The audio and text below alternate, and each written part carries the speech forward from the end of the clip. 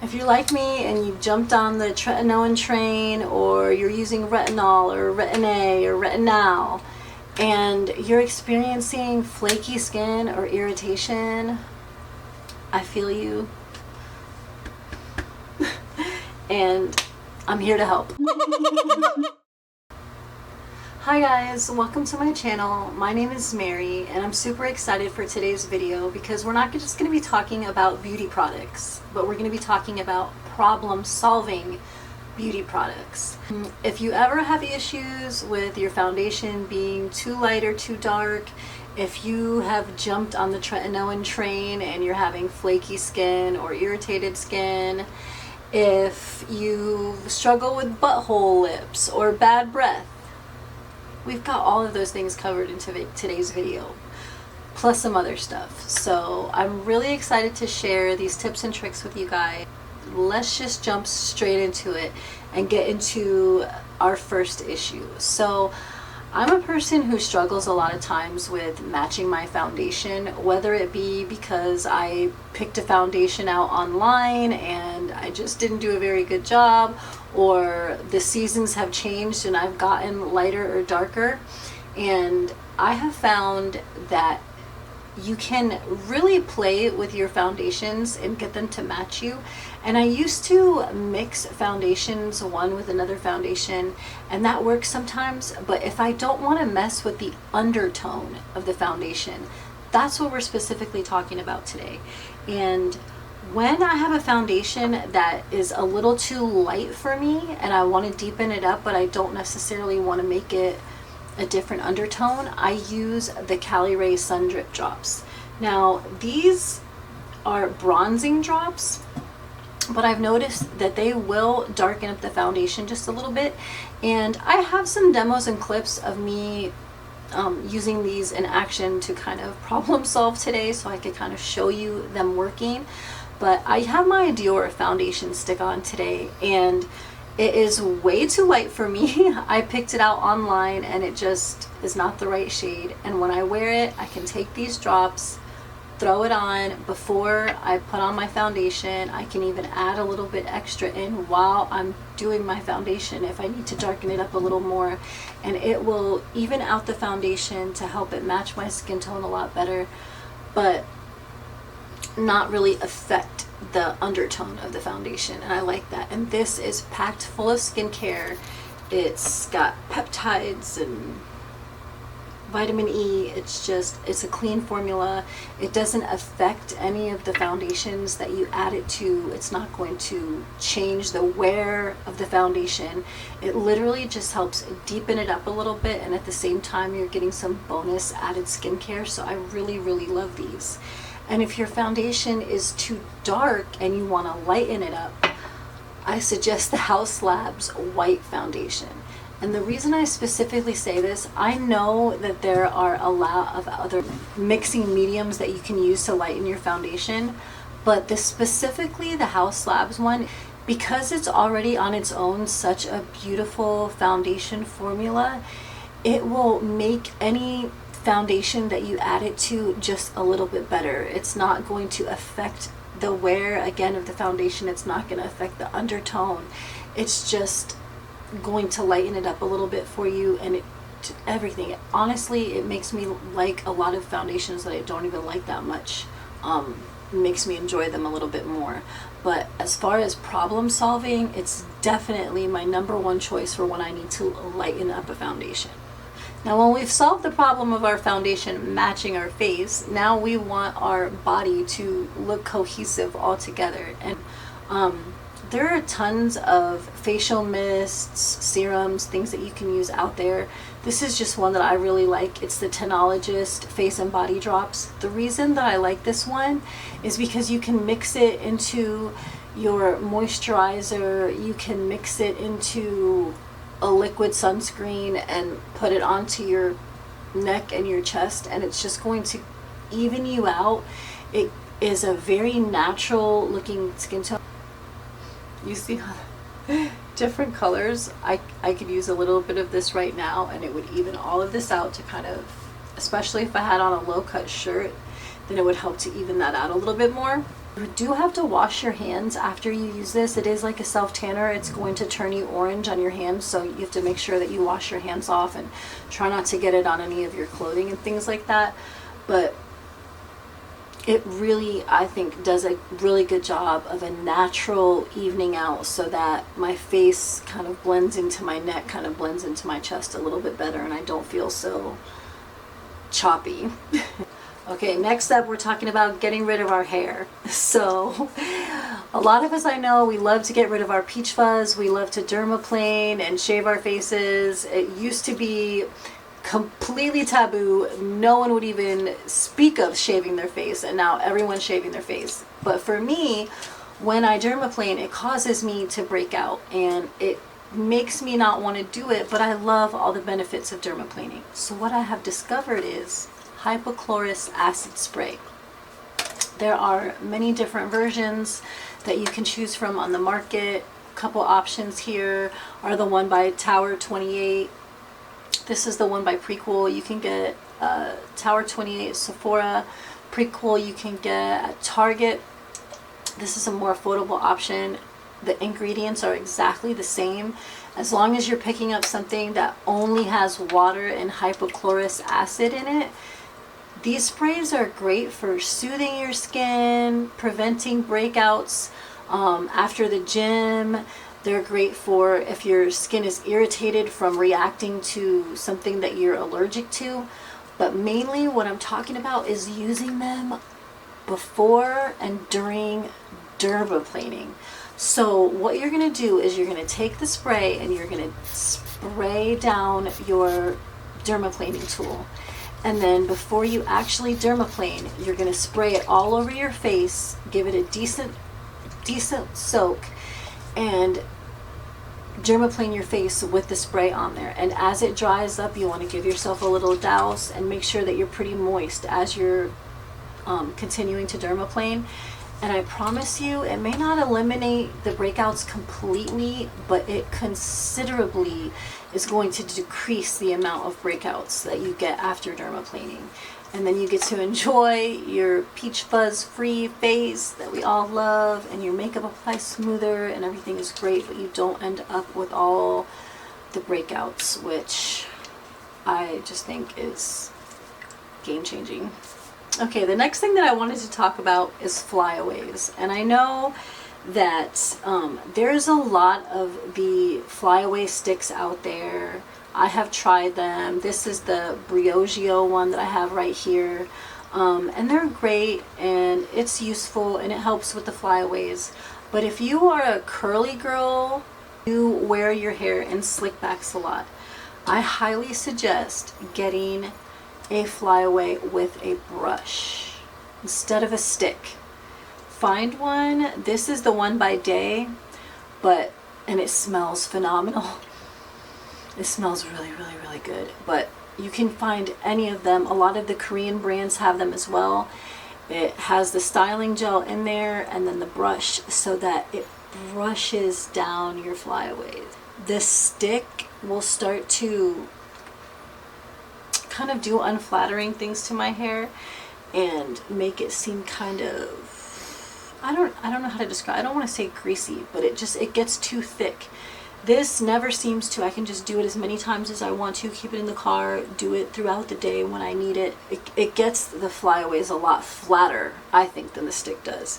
And also this one, I'm cheating the system and filling it up with this one because I keep it in the car and I use it so often that I'm filling her up. Okay, so I'm not so much one for matte lips these days. I'm a big gloss girl, but every once in a while I might want to throw on a matte lipstick or even a satin lipstick, and if it's not a gloss, it's just not flattering on my lips. I've noticed over time my lips have just gotten a lot more lines in them. I'm getting older. I'm 43 and my lines just aren't, they're big, but they're not as plump and juicy as they used to be.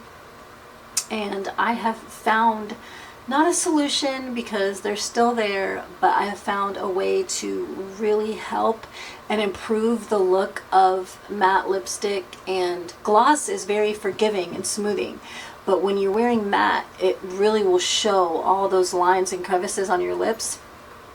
This works over time to improve them, but if you know ahead of time that you plan on wearing something matte or wearing a lipstick and you are having your lips, I suggest one, drinking a ton of water and hydrating as much as possible, and then using this system. It's a two-step system. So there's a lip peel that has a little roller ball, and you just roll around, and then you make sure that you let it dry, set in, do its thing, let it, before you put on step 2, which is the baster, make sure that you give the peel enough time to settle in and do its job. And then you follow up with the baster. And you could really follow up with any lip balm. I think the most important thing is making sure that you do the peel, because we exfoliate everywhere else on our bodies, but really exfoliating our lips helps to smooth out those lines, and it really improves the look of, especially like a liquid lipstick or a red lipstick or something that is really going to show all of those lines and crevices. Now, I am someone who struggles with my laugh lines creasing when I do my makeup. I know we all struggle with wrinkles under our eyes, and that bothers me too, but the laugh lines creasing with my makeup, it really annoys me, and it piles up right in this area, and it's just not flattering. And I find myself all throughout the day trying to look in the mirror and see if I have that like built up little crease of makeup, and I hate it. So I've discovered that these advanced hydrogel snail patches, it doesn't completely eliminate your laugh lines, but what it does is, the best way that I can describe it is almost like a lip plumper for your laugh lines. And when you wear these, you put the eye patches, but you put it comes with the little laugh line patches as well, and it like plumps up your laugh lines so that when you apply your makeup, the crease is not as deep, and so your makeup doesn't crease as much, because the wrinkle has kind of, it's like half the depth. If I had to say like half, maybe a little bit less. It's noticeably different. It actually physically does something. You can tell the difference, and it's temporary. It's not a permanent solution, but if you know that you're going to wear makeup, it really will help so that you don't have to worry as much. I mean, I still do this, and I still have to look and check on myself and touch up, but this really helps a lot, and I will probably continue purchasing these for the near future. Next up, I wanted to quickly talk about reusable eye patches. These seem like something so simple and basic, but they just have really been amazing for 2 reasons. One, when I want to have to throw on an eye patch before I get ready and I have run out of eye patches, you can take any eye cream, any eye serum that you like, and throw it on underneath this, and you're going to get your little fix to have your eye patches on before you get ready. And also too, it can get expensive to constantly be replacing eye patches, especially if you're using them every time you do your makeup. So these are, you can use them forever, just over and over again with any eye cream, any eye serum that you want. And I've just really been liking these. These are the ones by Dew that are, you can get at Sephora, but I'm sure they have them by tons of other brands, as long as you make sure that it says reusable. Now, I'm somebody that has a lot of piercings. I have a lot of ear piercings. I've had my lip pierced. I have my nose pierced. If you have new piercings or old piercings, our piercings can get sore. I've had piercings I've had since I was a teenager that still can get sore sometimes if hair gets stuck in it, or you've slept on it wrong, or you have a fresh piercing. This oil, I don't know what, it's just a bunch of essential oils that is in here. A bunch of organic essential oils. It's called the Rose Piercing Aftercare, and I got it on Amazon. It not only helps to soothe and ease the pain of the irritated piercing, but it will help it to heal 10 times faster. 10 times faster if you throw a few drops of this oil on a couple times a day. It's going to really, really, really speed up the healing process, especially on a new piercing. But I'm telling you, old piercings too, like it happens to me every so often. I will get a sore cartilage piercing, or I'll sleep on something wrong. Okay, and this is just really, really, really, really, really, really, really helps, and it helps quickly. These new peel off lip stains are all the rage, and they're amazing if you execute it perfectly, which is really hard to do, especially because the wands on these stains, well, especially from the Sashu brand specifically, the wand is so long that you're going from your lip, and it's just really hard to get that really smooth line. I know that everyone talks about these little Q-tips for a million other reasons, for helping with your eyeliner, cleaning up your brows, lashes, but these are also great if you take this with a little bit of micellar water. When you do your lip stain, you can fix up and perfect your Cupid's bow. You can get any out of the area, and the micellar water is also going to remove any of that stain that you've accidentally gotten in the wrong area. So instead of just wiping it or smearing it off, it's the micellar water will take it off, and then you just turn it around and make sure that you don't use the same part twice in any area. Once you've used a little area, get a new little Q-tip, and these are specifically the ones with the little angle on the side. You can get them in bulk on Amazon, super cheap, and they're handy for 1,000 things, but really, really, really for those popular peel off lip stains. If you're like me and you jumped on the tretinoin train, or you're using retinol or retin-A or retinol, and you're experiencing flaky skin or irritation, I feel you. And I'm here to help. So I used to not be a believer in sheet masks. I thought they were gimmicky. What is wearing one thing on your face for a small amount of time gonna do? Like, skincare is all about consistency. But in this case, these specific masks help to solve a problem. They help to prevent irritation from using retinoids, and they also help to soothe irritation from using retinoids. I know everyone raves about these Biodance collagen masks because they're great and they're amazing for many reasons, but use them on the night after retinoids. It will help prevent your skin from turning red, your skin from flaking. They're just really, really good for that. I've tried a bunch of different kinds. These help. I'm gonna say it, the CosRX snail mucin mask. It's snail mucin is everywhere now. But specifically these masks on nights after using tretinoin or your retinoids, it's gross to think about, but they work. It helps to keep your barrier from getting irritated, I promise. It really works. And these Nimbuzin masks, they're amazing for snatching your face. They will snatch your face, they will give you a lift, but they're also awesome for helping to prevent and soothe irritation from using tretinoin or retinoids, whatever, you know.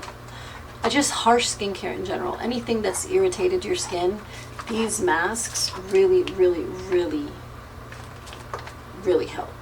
Any of the three. They're all equally as good. I think the snail one, if you're already irritated, is probably the one I would pick, but for prevention, all three. So I think that was all the products that I wanted to talk about today.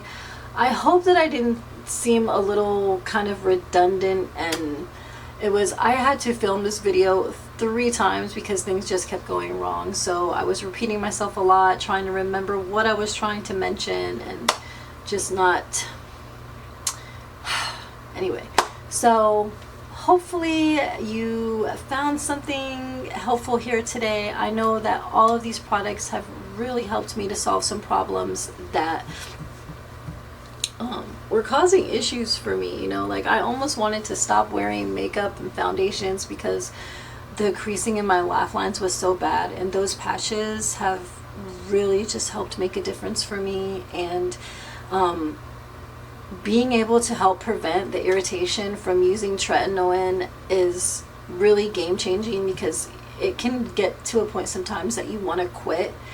And I'm really glad that I found some products that help. Oh, one other thing.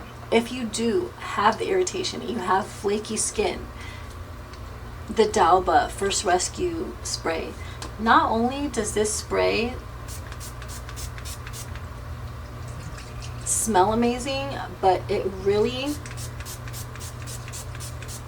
will help to soften the look of that flaky skin. It's not going to make it go away, but it will just soften it so you can at least feel a little bit more confident throughout the day. Sometimes you might not even notice that your skin was getting irritated from the tretinoin, because I know that if my skin is already flaky and irritated, I just don't put the makeup on because I know that it's just going to look terrible, so I will just go without it. If I already put makeup on for the day and then I notice that my skin is flaking and it's starting to get irritated, this really helps to kind of just mask it a little bit and soften it so that the flakes don't look as crusty. Even though I know that sounds disgusting, it helps so that the flakes don't look as crusty. But if you stay on top of it and you use a really good mask on the nights after you treat your face with actives, you can almost eliminate chances of having the irritation after you go through the initial purge. So I just highly suggest, you know, stick to it, don't give up, just find something that works for you to help to soothe and prevent the irritation. Thank you so much for sharing a piece of your day with me today, and I really hope that you found something in here that might help you solve a problem that you're having in your beauty routine.